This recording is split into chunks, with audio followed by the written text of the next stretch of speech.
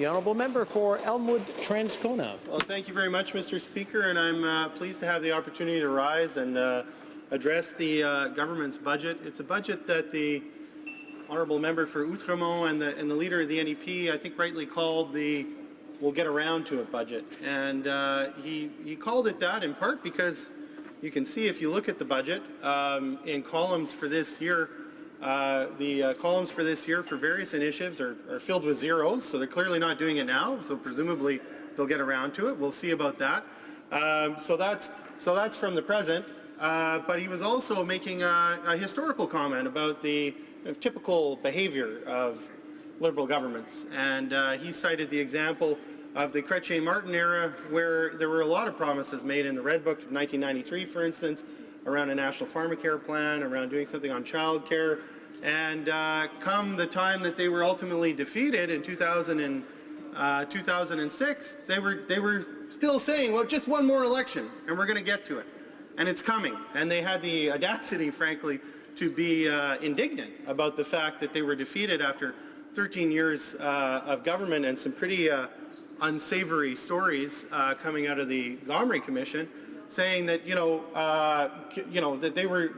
that there were things that Canadians needed, and they really wanted the opportunity to do them, and shame on other parties for having observed that they weren't getting around to it, and maybe it was time to replace them. So one, I think, given that historical context, has every reason to look at the behavior and look at this budget and worry that this is a government that is not serious about getting around to the things that need to be done. A good example actually is on the housing file, where if you look down the column, it's filled with zeros for this year, Mr. Speaker. And of course there's promises of big money, and it's coming. You gotta hang on. In 2023, things are gonna be really great. We're gonna have spent multiple billions of dollars, and by 2027 that will have doubled. But I submit to you, Mr. Speaker, that this is not really a good way of making policy. It's certainly not a good way of doing politics. It's just sort of, starting an arms race of who can announce money further into the future, Mr. Speaker. I mean, so, what we're concerned about, and I think what Canadians are concerned about, and people in Elmwood-Transcona are concerned about, is having the government allocate resources and funds to their priorities now, not 10 years from now, not 20 years from now. And if we make it a habit, Mr. Speaker, of getting into announcing money further into the future just to have bigger, more impressive numbers, there's no reason why we shouldn't be talking about $40 billion by 2039 or $50 billion by 2047, or if we wanted to get really polemic, Mr. Speaker, we might announce $1 trillion by the year 3000. But this isn't, or I should say 2100, although we never quite know how the numbers are going to change with these guys. What I'm trying to say, Mr. Speaker, what I am saying is that this game of simply announcing money further into the future to make it look as though you're taking action on priorities today is not the right way of doing politics. It's not a good way of doing policy, for that matter. And it's not to say that you can't have long-term deals, but those deals have to include some action today, because there's no guarantee that an election or 2 or 3 elections from now, the government of the day is going to honor those deals. And so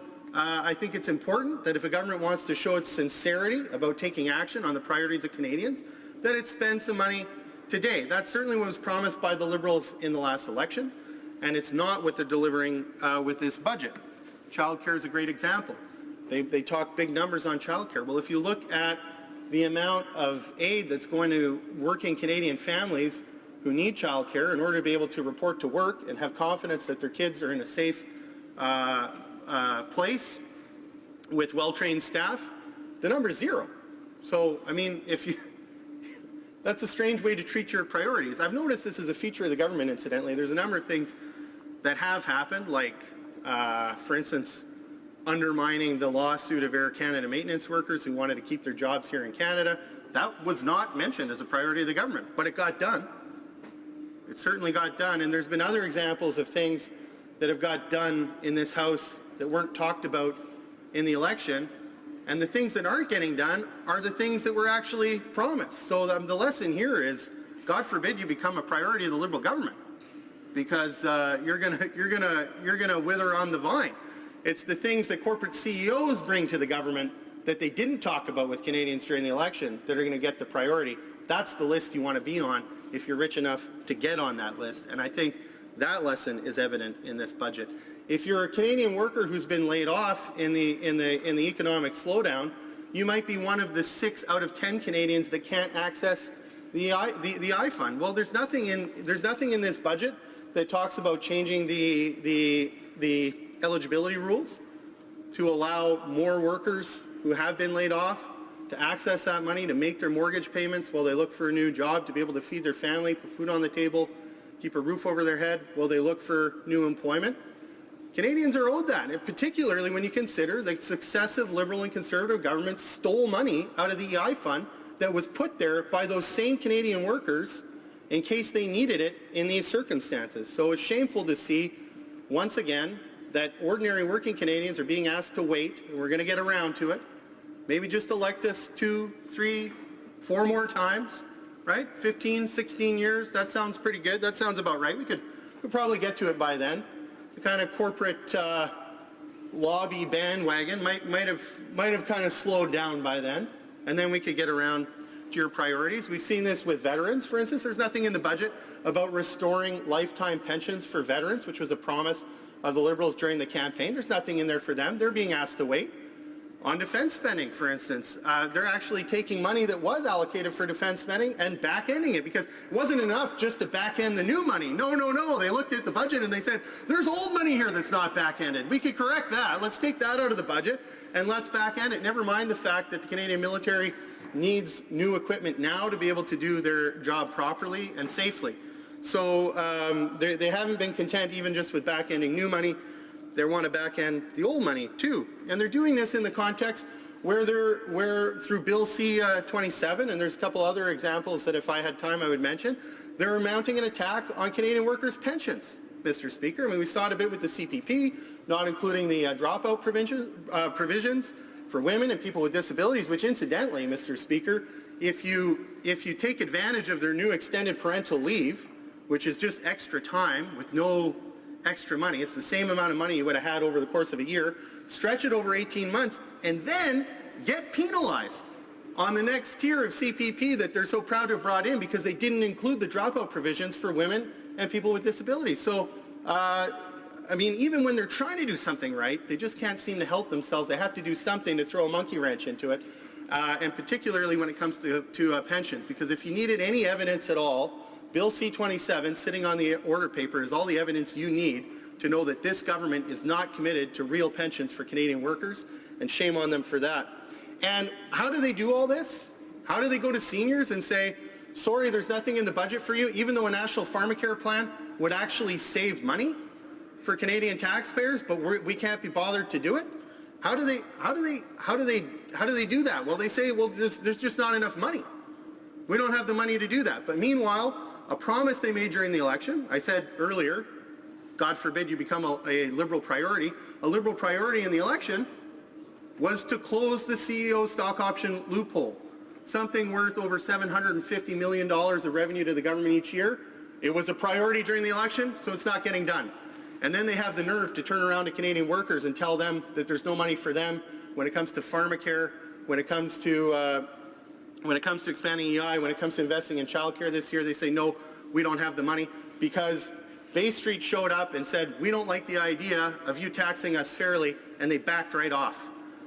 When it comes to sweetheart tax haven deals with Barbados and other countries that allow corporate CEOs to hide their money offshore, they're not taking any action, because it's easier to go to Canadian workers that don't have the same power and the same say as CEOs and tell them to wait and tell them to tighten their belt.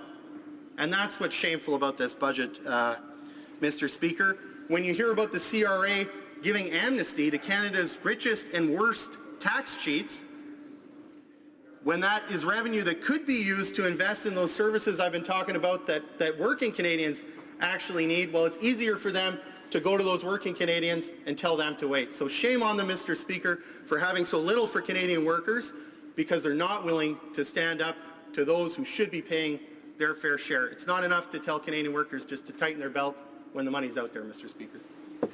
Questions and comments? I just want to tell the honourable members that the honourable member from Elmwood Transcona will only have about 3 minutes because we will be moving on to the next level. We'll, the honourable member for Spadina Fort York, very short so that we can get on to other questions.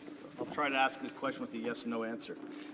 If the member turns to page 131, if the House would turn to 131, what they see is that in last year's budget, $500 million was projected into this year for childcare, and after that, $7 billion is projected for a new federal, provincial, territorial framework agreement with Indigenous communities. That's money this year, money for the next 7 years, and it's locked in with an accord. Just like the housing money, which is locked in with an accord. The money is going to last past this election, and it's going to be backloaded according to their math because 80% comes after the next election. Yet, 8 years after the next election, there will still be money flowing to cities, to municipalities, to villages, to towns, to provinces, to territories, to Indigenous communities, well close to $20 billion over the 10 years. It's not back-end loaded. What we've done is we've parceled out in 10-year installments, and yeah, there's 2 years to the next election, so 20% in the first 2 years and 80% in the next 8 years. That's the way the math works. But the money is here this year. It was doubled up last year. The money is there next year, every year the year after. This is a national housing strategy.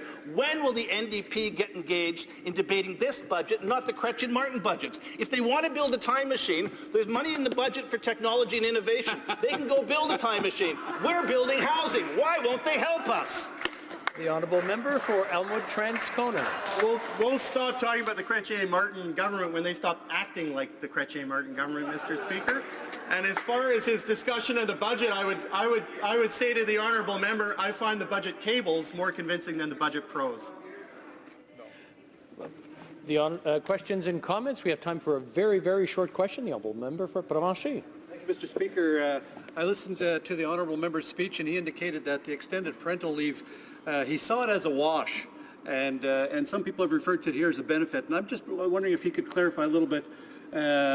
If you do the extrapolation of that extended parental leave benefit, 18 months at 33% versus 12 months at 55%, it actually works out to a 10% reduction if you take the longer term. And I'm wondering if the member could comment on that benefit.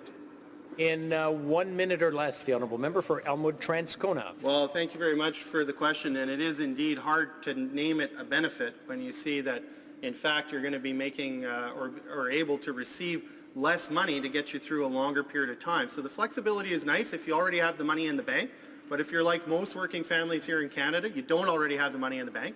You can't afford to take a 10% pay cut in order to stay home for an extra 6 months, even though you might like to. And the fact of the matter is, on top of that 10% pay cut in the immediate future, you need to be thinking about the long-term cut you're going to take to your CPP benefits because they don't have dropout provisions for the second tier that they brought in.